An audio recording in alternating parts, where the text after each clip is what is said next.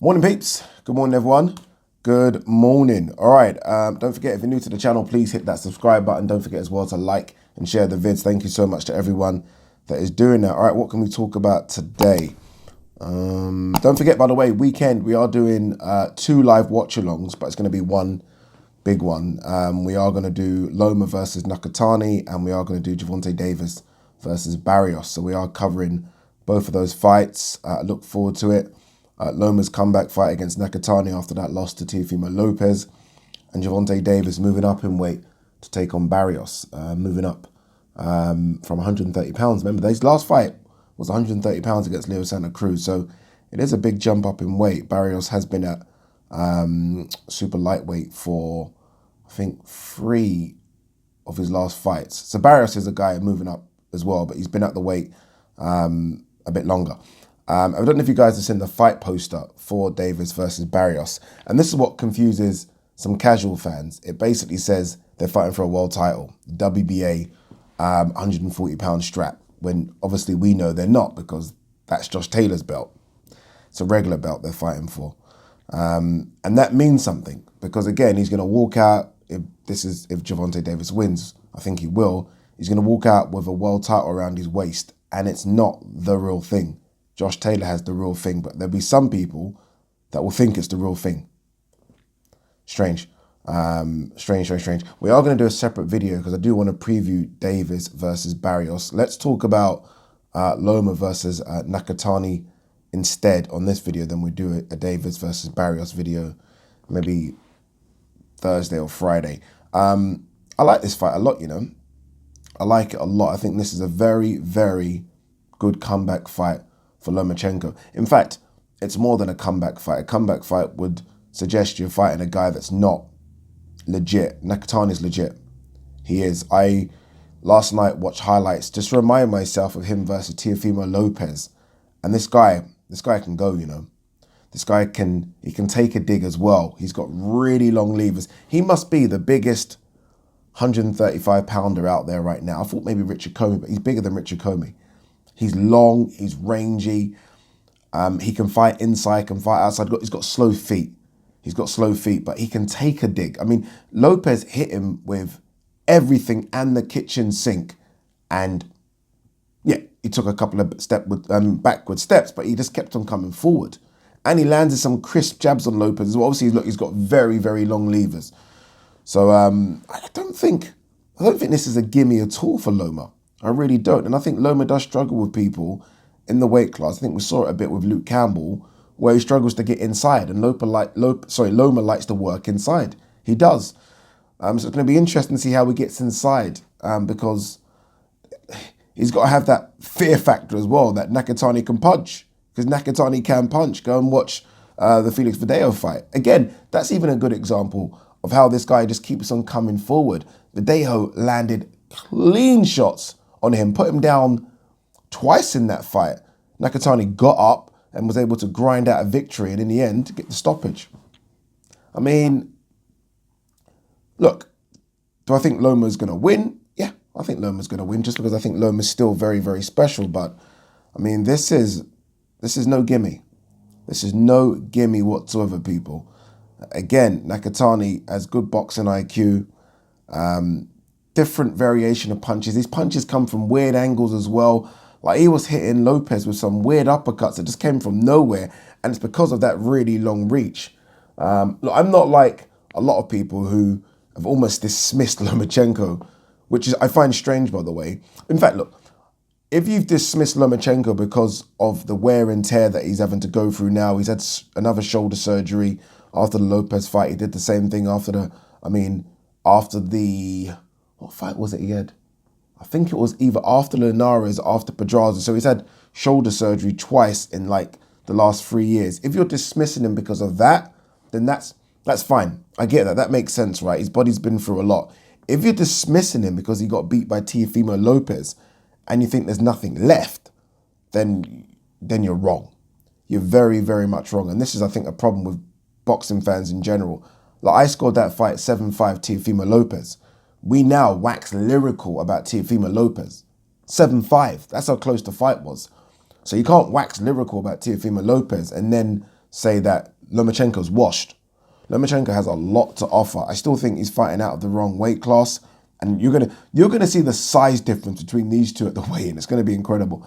He's still fighting outside the wrong weight class, but he still has so much to offer. Again, I just wonder with those two injuries, I don't know, have they taken its toll? And those are two injuries I know about. There's no doubt he had injuries as an amateur as well, where the turnaround is a lot more quicker, right? You're fighting every 2 or 3 days. So it's going to be interesting to see what's left in Loma. I like to think that there's a lot left. I really do think that he still has a massive problem for every and anyone at 135 pounds. Every and anyone. Like if you were to ask me right now who wins, Loma, Devin Haney, Loma. Loma right now, Loma, Ryan Garcia, Loma. Do you know what I mean? So I still think Loma's got a lot to offer. He wants a Teofimo Lopez fight. He said he picked Nakatani just because he wants to do better than Teofimo Lopez did against Nakatani. Obviously, that went to points. He wants to try and stop Nakatani. Again, look, we'll see. We'll see. Like as much as Nakatani's looked really good in his last 2 performances, it was Lopez. I'm pretty sure it was Lopez and Video. He's taken a lot of punishment in those as well. He's taken a lot of punishment in those 2 fights. I mean, again, Lopez hit him with everything, every punch in the book, and so did Video. So sometimes I'm watching that fight back again. Video, yes, he got caught, but he just ran out of steam as well. So look, I'm excited to have Loma back. I really am. I can't wait for it. That's why I'm doing the live watch. I'm more interested in this fight than I am in Gervonta Davis Barrios, if I'm honest with you.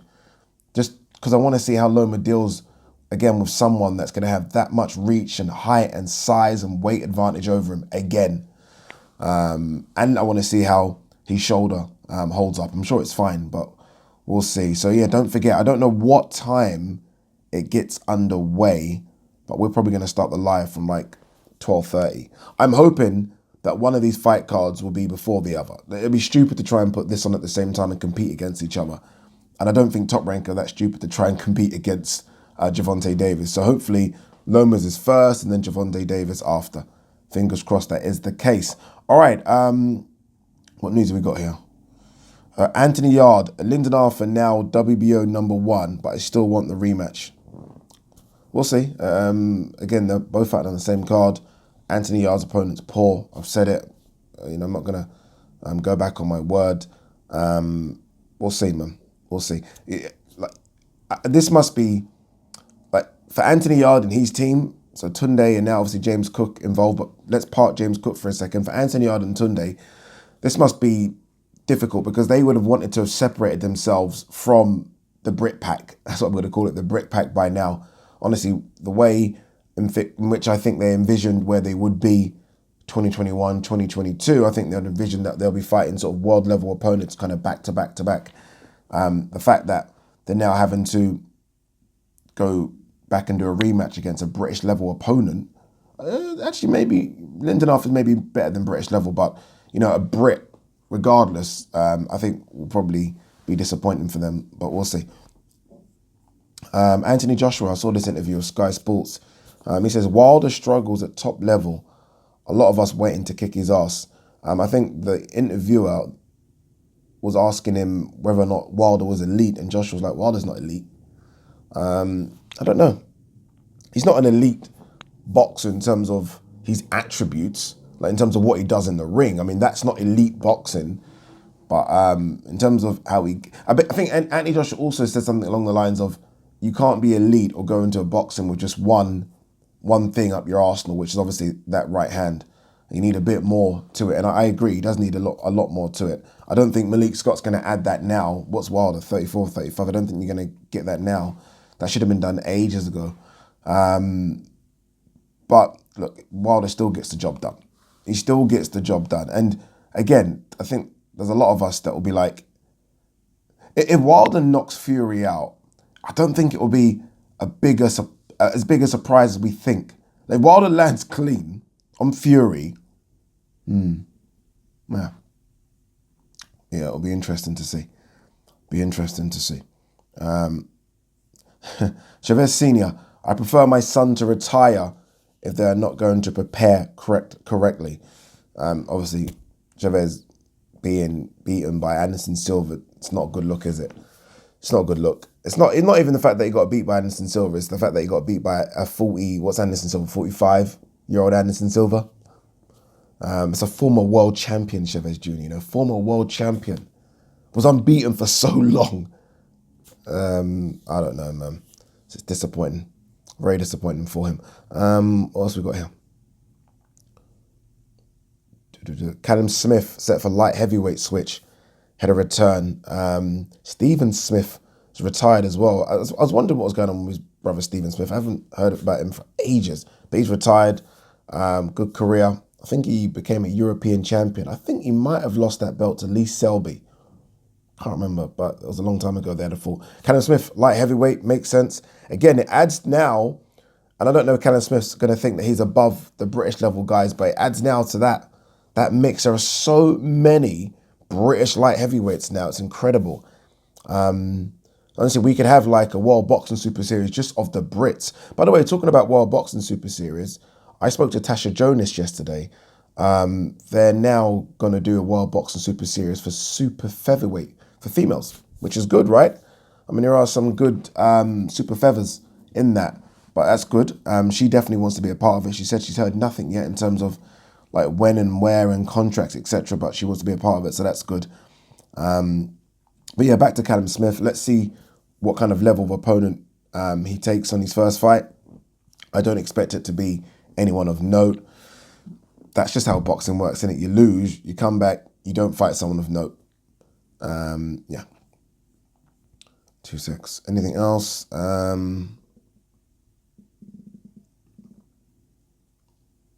A lot of here about Charlo's performance. I thought Charlo's performance was okay. There's some that have given it stick, some that think maybe he's taken a step back. I thought it was okay. I thought he was just fighting against someone. And I'm happy to admit that I said this. I thought he was just fighting against someone that if you didn't dent properly, like Golovkin's the type of fighter that will dent him. Right, and that's his opponent I'm talking about. If you don't dent those kind of opponents properly, they will just stay there all night. Because they're tough as old boots, and he just wasn't able to do that. I don't think his power's gone up to 160 pounds. I watched that fight, and there was a time where I thought, he'd give Golovkin problems. I don't think he does. I think Golovkin, even now at this later stage, would beat Charlo.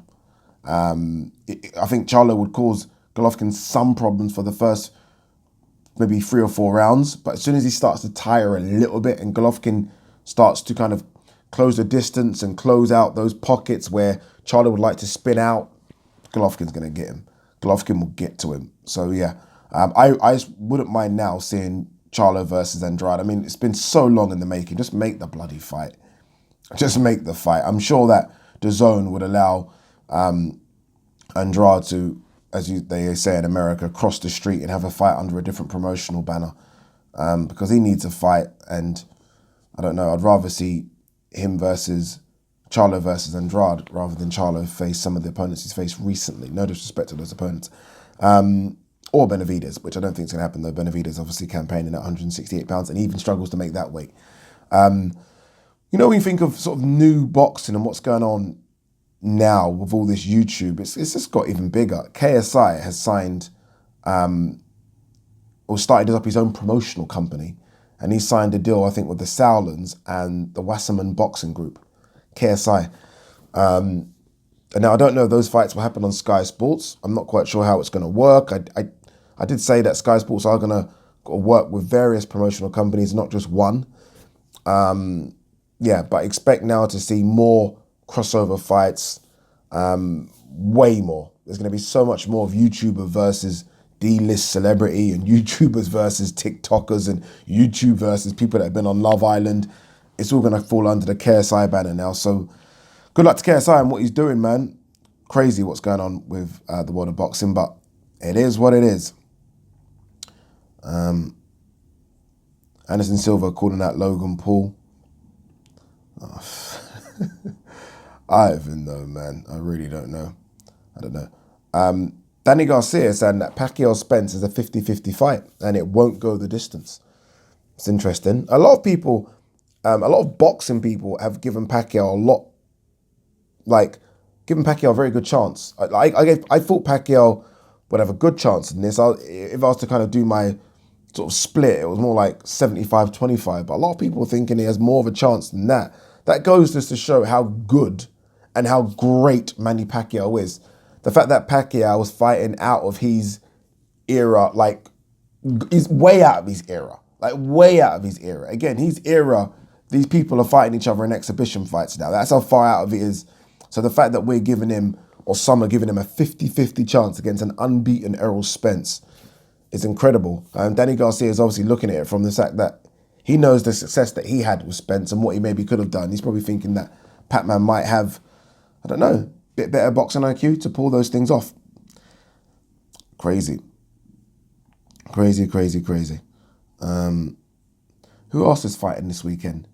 Martinez is fighting this weekend as well. That Mexican kid, what is he? I'm trying to think what weight he is again. Superfly? Might be wrong there. Let me have a quick look at him. Julio Cesar Martinez, I think his name is. I'm pretty sure it is.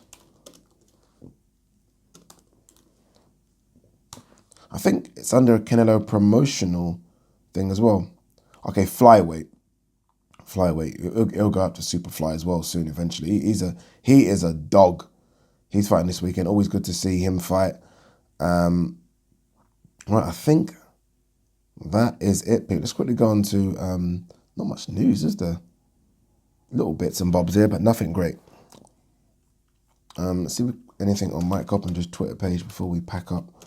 I am off to Wembley again today to cover England versus Czech Republic.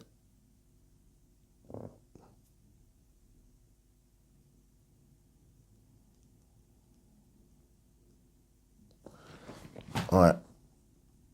Anything?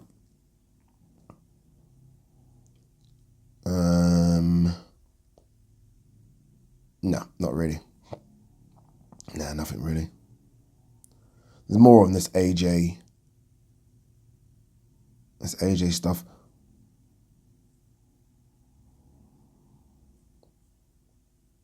No, nothing really, nothing more. All right, guys, we are done. Thank you as always. Don't forget we are doing a live watch along of Vasyl and Loma versus Nakatani this weekend. Should be fun.